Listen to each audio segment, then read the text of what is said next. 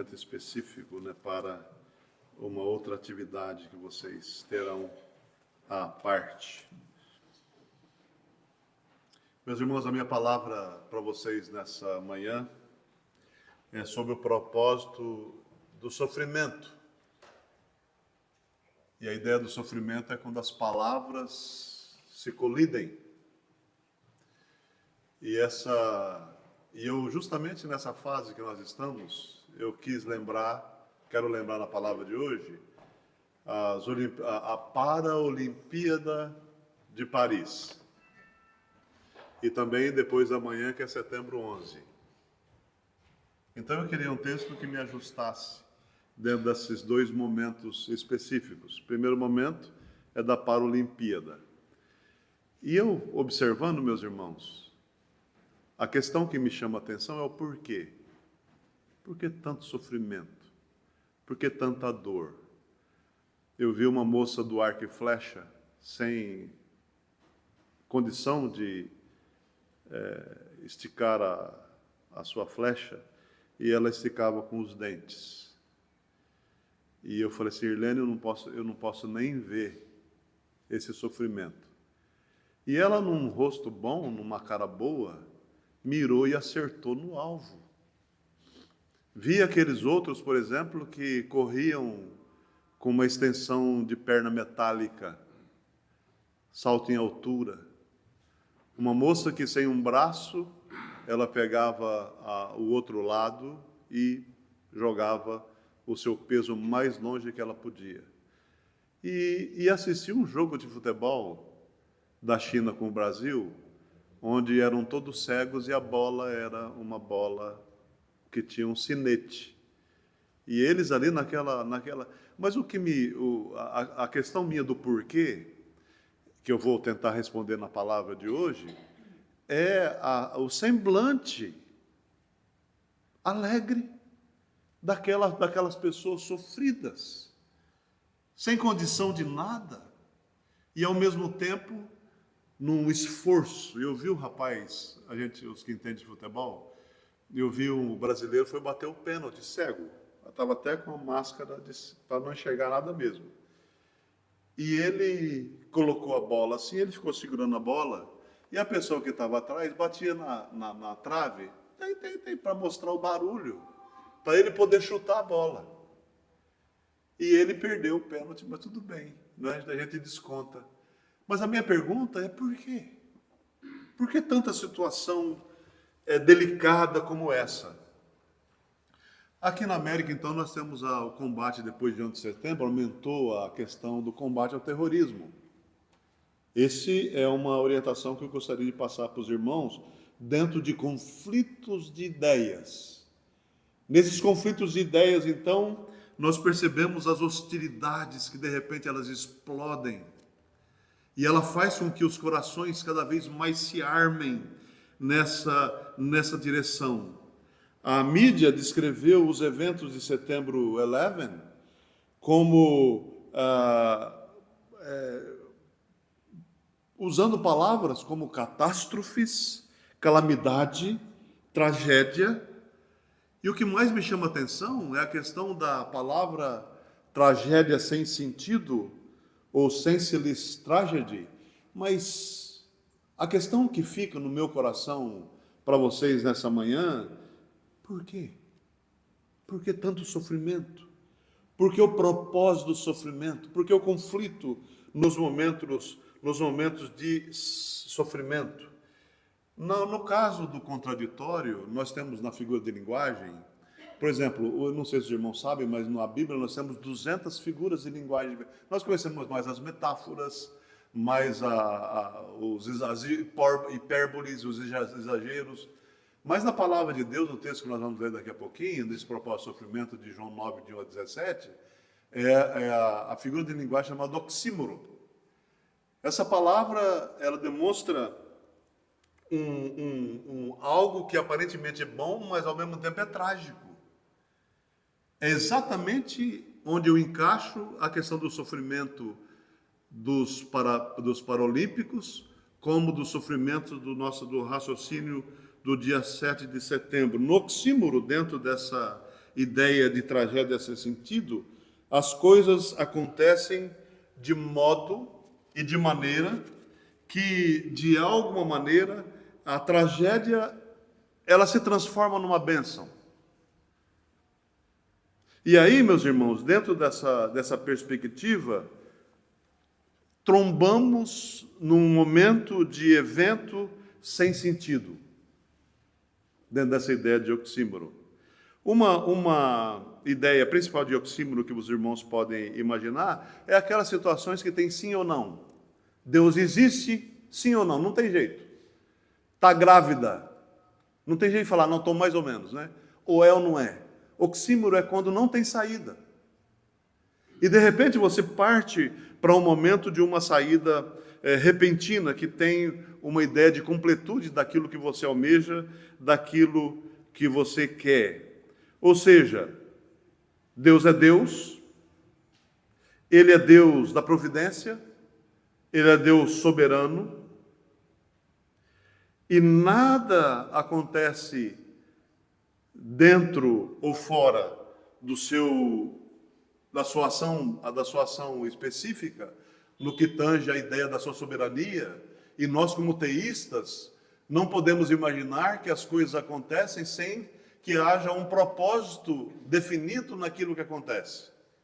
Nós sabemos que todas as coisas cooperam para o bem daqueles que amam a Deus, que são chamados segundo o seu propósito. Ou seja, todas as coisas, na nossa visão, têm uma função absoluta.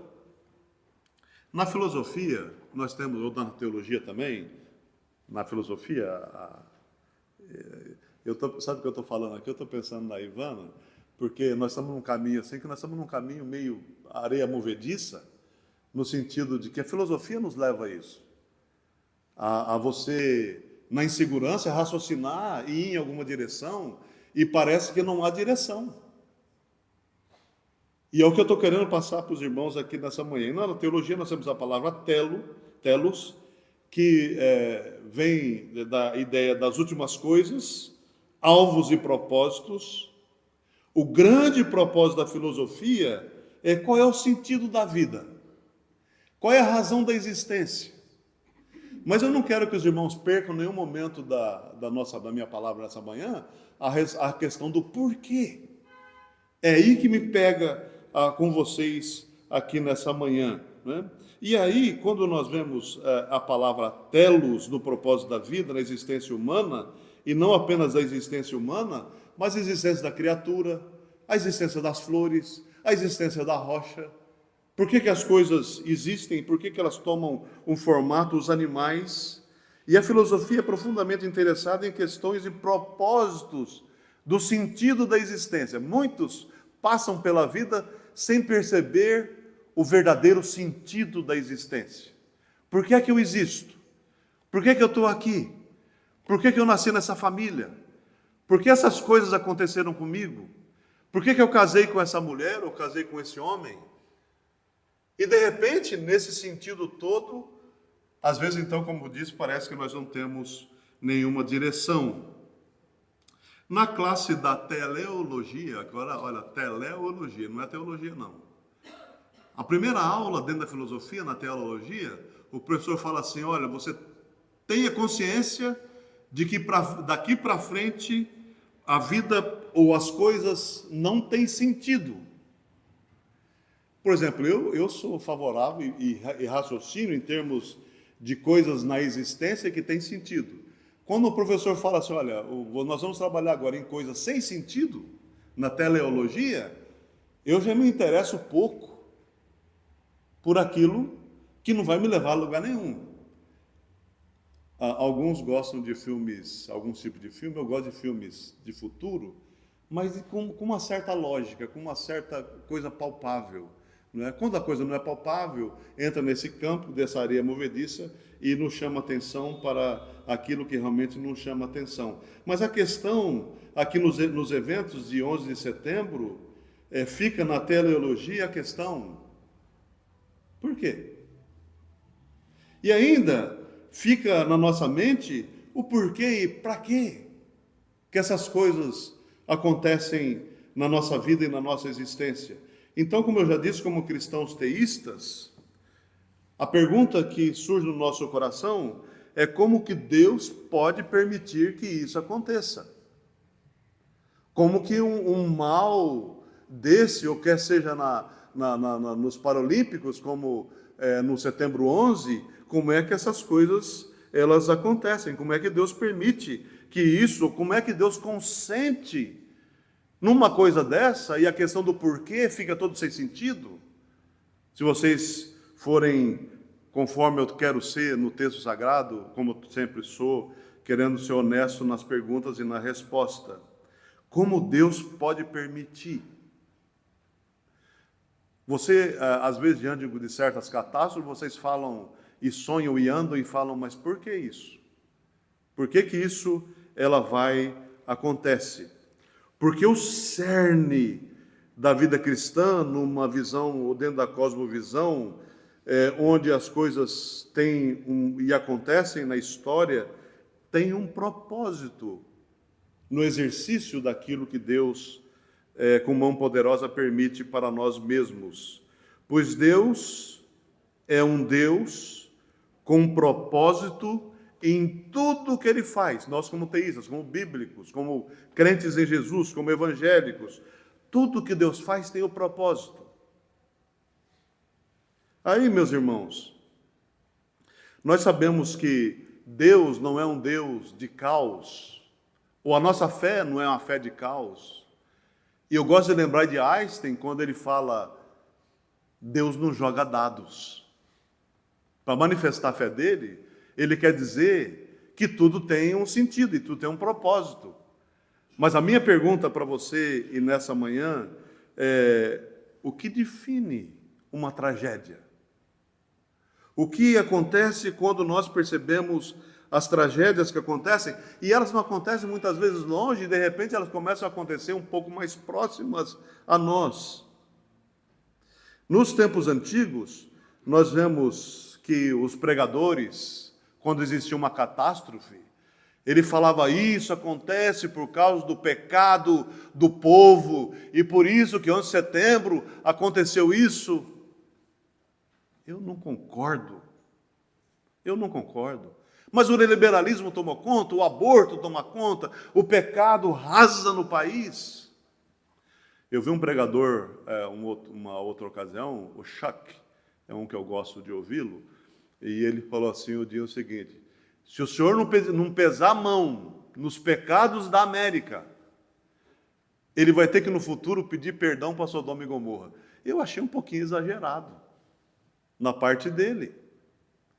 Quando não é só a América que peca, não é só a Europa que peca, ou só a África que peca, mas todos nós, a raça, o mundo, ele é pecaminoso em si mesmo, e eu não chegaria a esse ponto tão distante dizendo, aconteceu isso porque você fez isso. A pessoa comete um erro, um pecado, bate o carro, fala, está vendo, porque eu pequei. Não tem nada a ver. Você pecou porque você bateu o carro, porque você não foi cuidadoso, alguma coisa aconteceu, alguém errou, mas não vem colocar nos seus pecados, às vezes, os resultados de um erro. E aqui, irmão, então, nós temos essa tempestade de ideias, de controvérsias, que nos leva a situações das mais difíceis. Se a pessoa perguntar para mim, por que isso aconteceu? Eu não quero ser que nem outros pastores, aconteceu por causa do pecado. Mas a pergunta, a resposta, qual o propósito de Deus nisso? A resposta mais honesta que a pessoa poderia responder é, eu não sei por que aconteceu isso. Eu não sei por que os Paralímpicos nasceram daquele jeito. Eu não sei por que 11 de setembro aconteceu o que aconteceu. Eu tenho que ser honesto e dizer, eu não sei, mas por outro lado, a pergunta que surge na mente é, mas Deus está envolvido nisso? Claro que está. Mas por quê? Eu não sei. Porque o apóstolo Paulo fala, quem é que conheceu a mente do Senhor? Ou quem é que vislumbrou? Ou quem é que o aconselhou? Mas que Deus está envolvido em todos os acontecimentos do mundo, sem dúvida, Ele está. E a resposta, por causa do envolvimento do envolvimento da doutrina bíblica, da providência, nos convence que Deus está envolvido em todos os eventos seguidos de propósito divino, e o propósito exclusivo de Deus que está envolvido, qual é a razão? Nós nunca sabemos. E aí, meus irmãos, nós temos a conclusão que o propósito de Deus é o julgamento para a América, mas o que nos perturba é como esses pregadores podem dizer que é Deus pesando a mão na América e, ao mesmo tempo, eles afirmarem que não é julgamento da América. Aí, meus irmãos, ou seja, não sabemos se foi um julgamento de Deus, porém, do ponto de vista cristão, nós nunca devemos imaginar que Deus tirou a mão e está fora de tudo, porque Deus está envolvido em tudo, é responsável por tudo, mas nós não sabemos, muitas vezes, o porquê da resposta. Devemos entender que Deus traz calamidades no seu tempo em tempo. E a ideia é o seguinte: vai no Velho Testamento e você vai ver Deus pesando a mão todo o tempo. Às vezes por causa do pecado e às vezes sem ser por causa do pecado. De tempo em tempo, Deus visitando. E tempo de visitação de Deus é tempo de dor, é tempo de sofrimento. Mas qual é o propósito disso? Por que dessas coisas?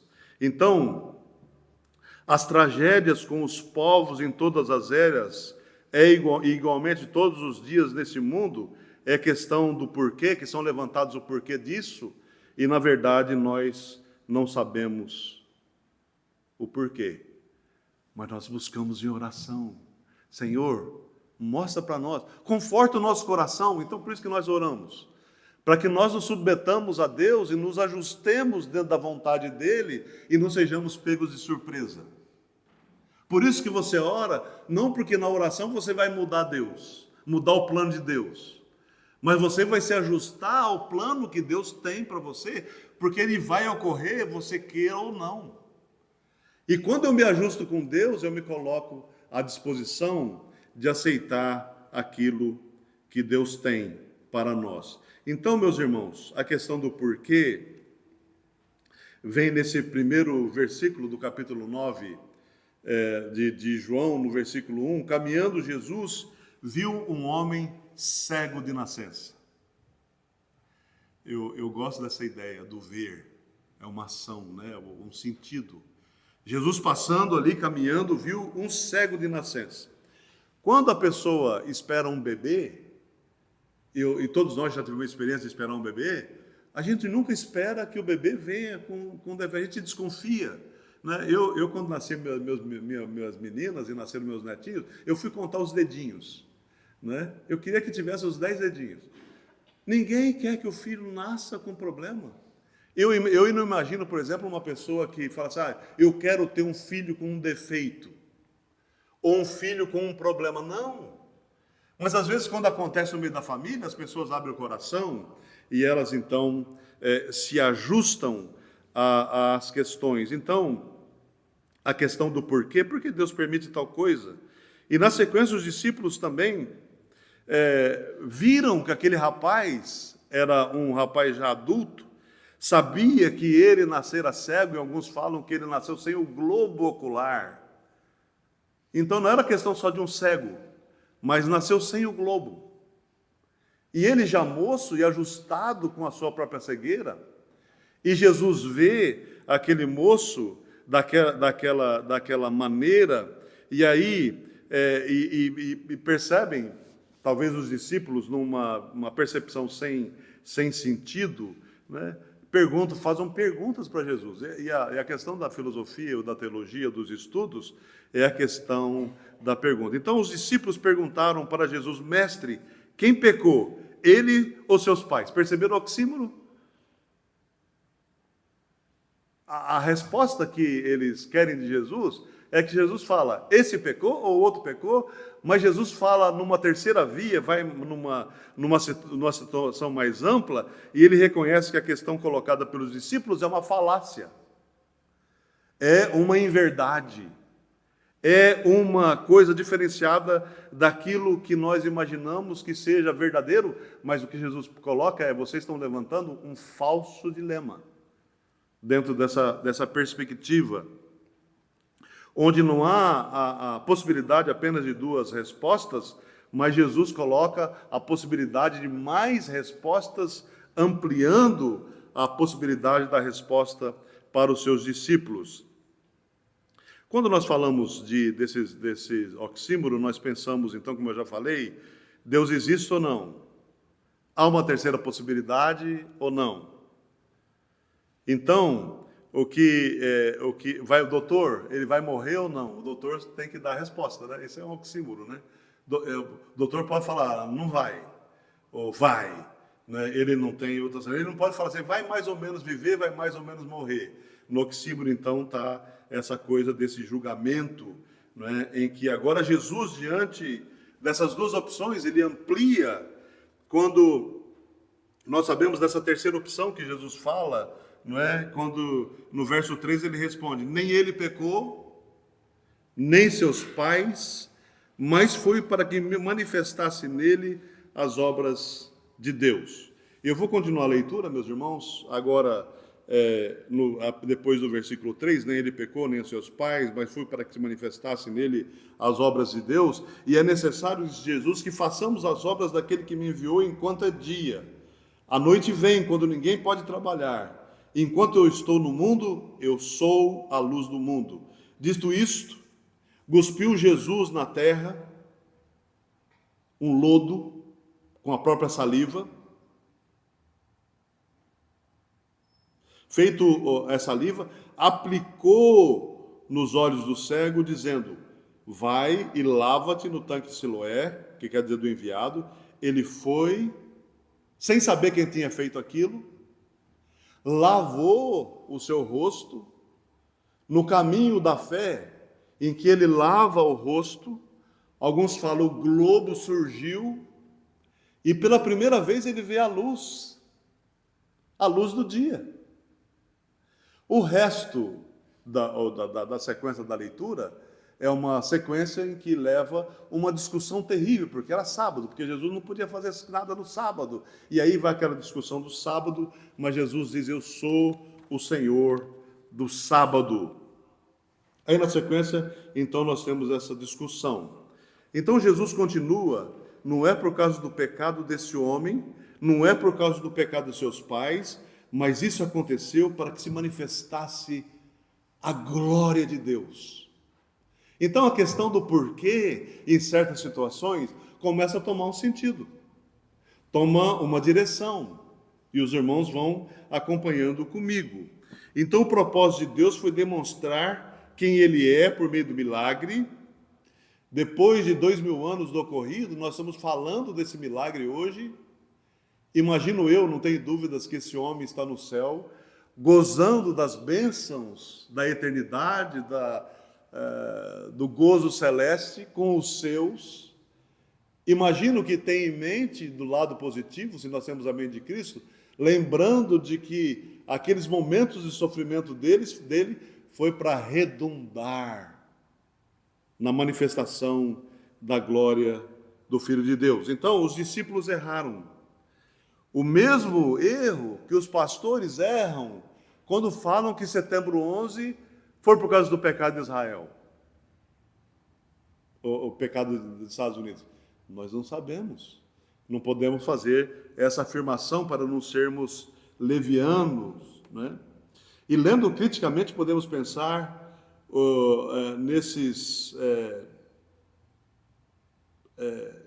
no que esses pregadores têm na cabeça.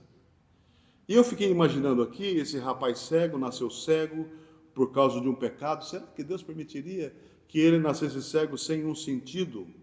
E a questão que eu levantei aqui para os irmãos acompanharem comigo é: por que eles pensaram dessa maneira? Eles tiveram o melhor seminário, com o melhor professor, tiveram com Jesus, acompanhando Jesus todo o tempo, e de repente então eles ficam levantando essas questões. Partiram com Jesus, receberam de Jesus o melhor. O raciocínio deles devia ser um raciocínio mais amplo. como o nosso raciocínio muitas vezes tem que ser mais amplo. Foram treinados pela própria palavra encarnada. Chegou à conclusão que ocorreu o que ocorreu por causa do pecado, e eles estavam totalmente errados nas pressuposições dele.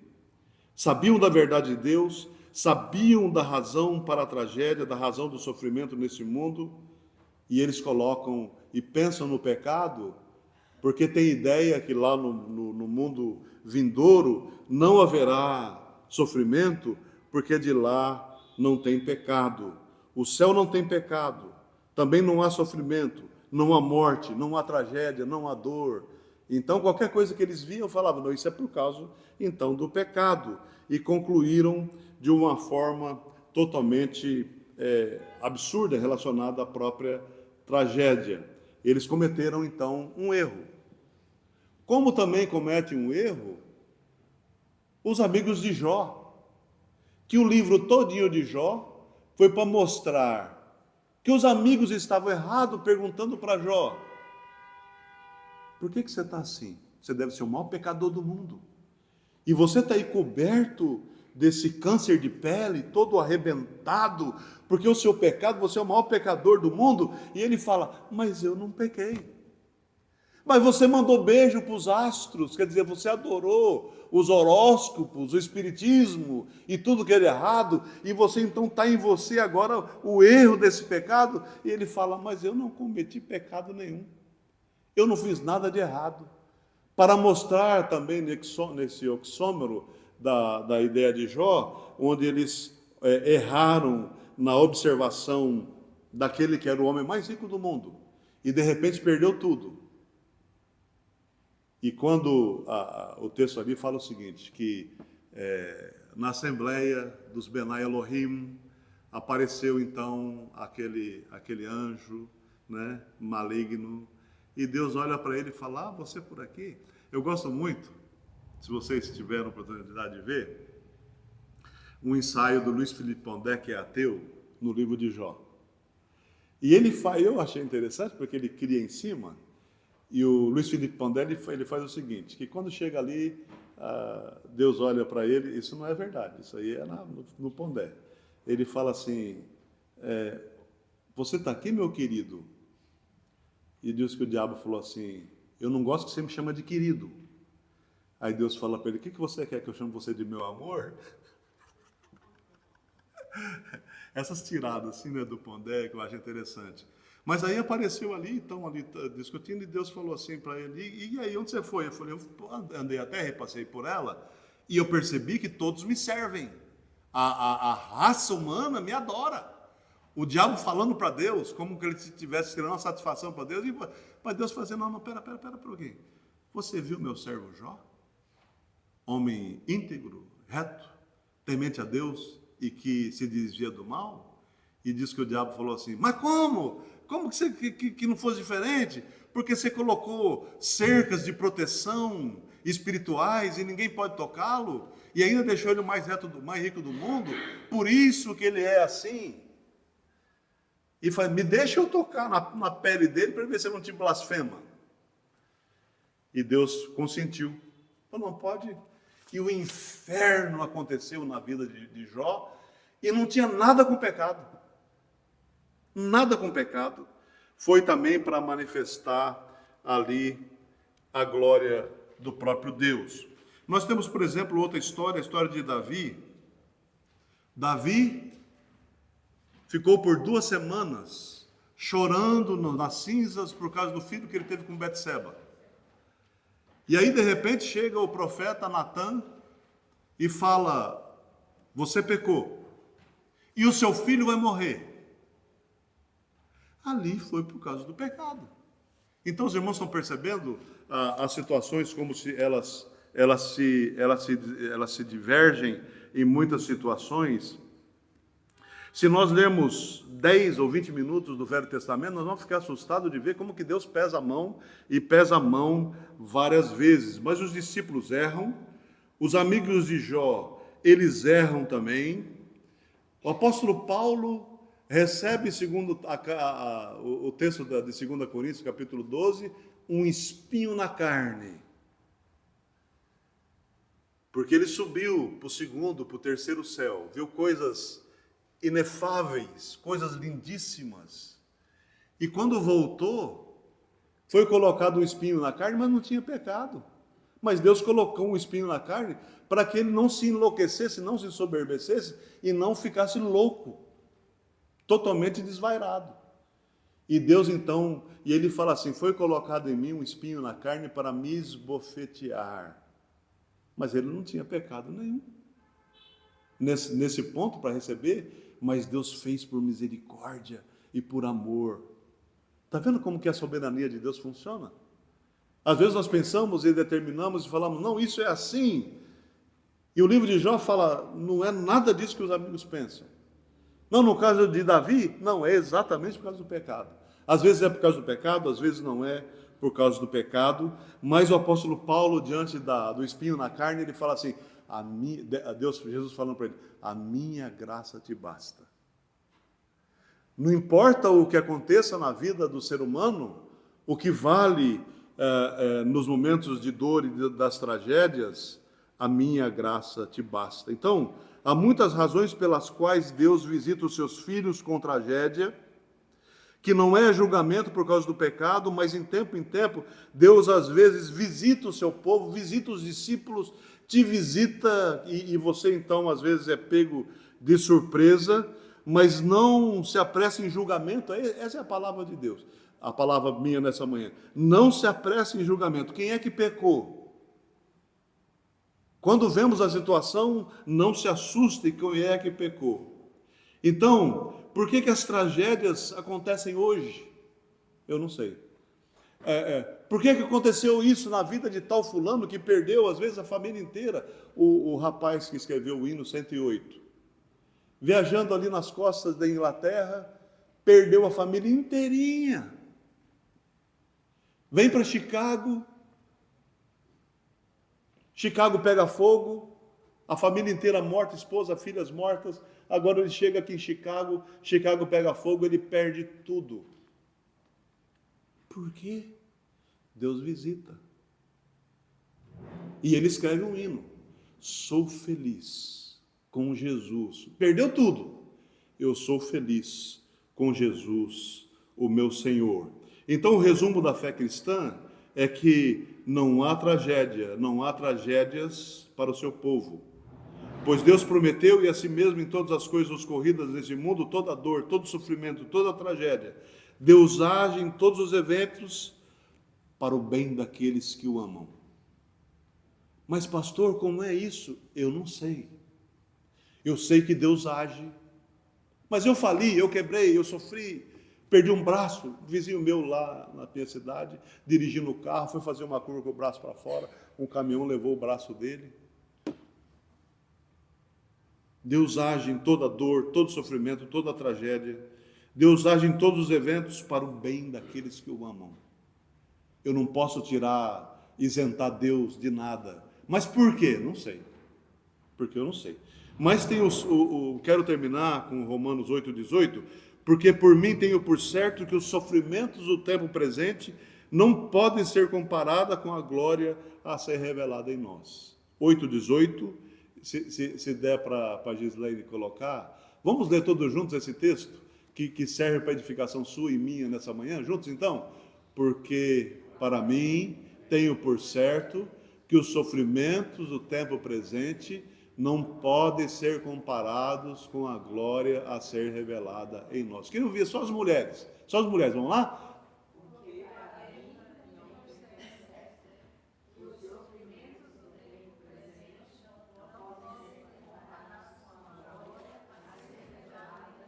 Então vamos os homens agora?